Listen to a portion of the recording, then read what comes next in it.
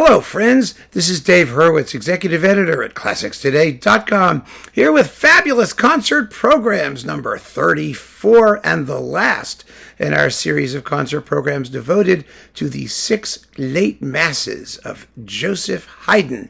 And what wonderful works they are. The last of them, and probably the last major work that he finished in any form that he completed, is the Harmoniemesse. Now, Harmonia in Germany means woodwinds.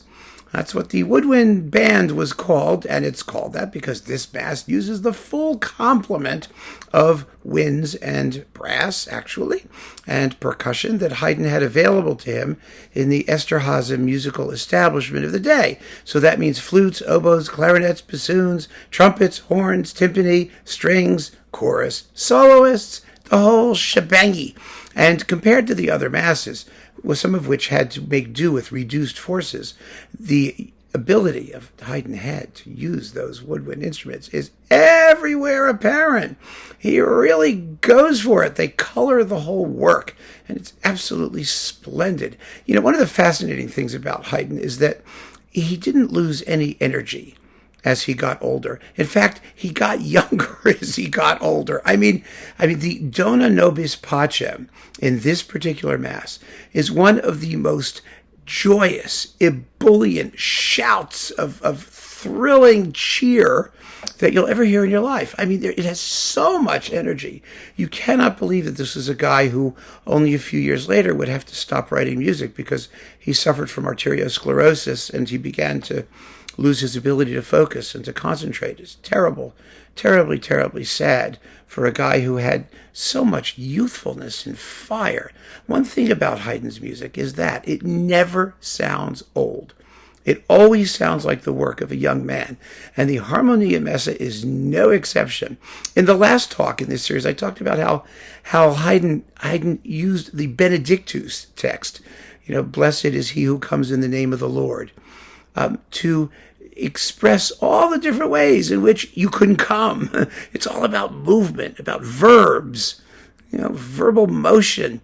And this particular Benedictus is in some ways the quirkiest of them all because it's a scherzo and it's marked like presto. It's a really quick movement. So you're coming in the name of the Lord with like a hop, a skip, and a jump. You know, it's really zippy.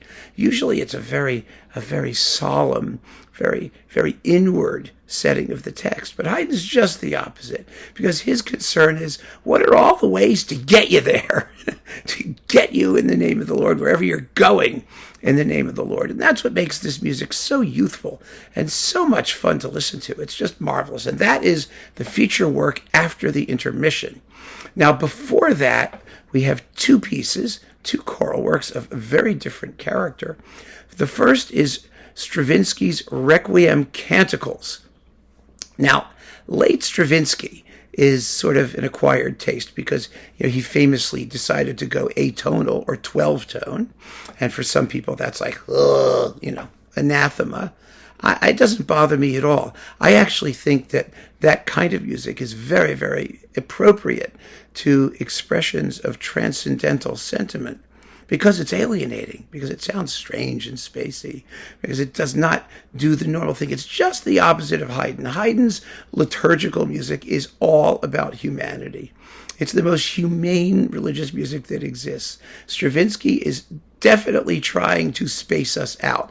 But the cool thing about the Requiem Canticles is that, first of all, it's only 15 minutes long. And second of all, Stravinsky called it his pocket requiem. It's a setting of texts drawn from the Requiem Mass, but only a very selective few. And it's a fascinating and, I think, deeply moving work. For all of its brevity, it has that wonderful, wonderful precision and specificity that Stravinsky was always known for. And yes, emotionally, it's very cool. It's somewhat distanced. And that's what makes it such a wonderful contrast in the program, because the next work is the Poulenc Gloria, which is just the setting of the Gloria. Now, Poulenc's liturgical music is fabulous. It's fabulous. And I was really torn with what to do. I chose the Gloria because it's the most popular and because the Stravinsky could be a little scary for certain people. So I wanted to do the Gloria. I love the Stabat Mater and also the late Sept Répons de Ténèbres, which are the Tenebrae responsories, are also glorious pieces of liturgical music. But this is well, it's a chestnut. Absolutely a chestnut. You know, it's the one that has the Laudamus Te inspired by the sight of a bunch of nuns playing soccer. You know, Laudamus Te, Benedicemus Te, Benedicemus Te, Adoramus. It's so much fun. Absolutely gorgeous work. Very, very popular, very beautiful, deserves its popularity. And like the Haydn, it is a wonderfully vocal setting, a humane setting of the text. But on the other hand, the stylistics, the aesthetic is really taken straight from Stravinsky. There's that sec approach to rhythm and those pungent harmonies. It's absolutely marvelous. And so it makes the perfect transition into the Haydn, I think anyway. And so we've got a really diverse group of choral pieces stylistically, but they all reveal aspects of the Mass.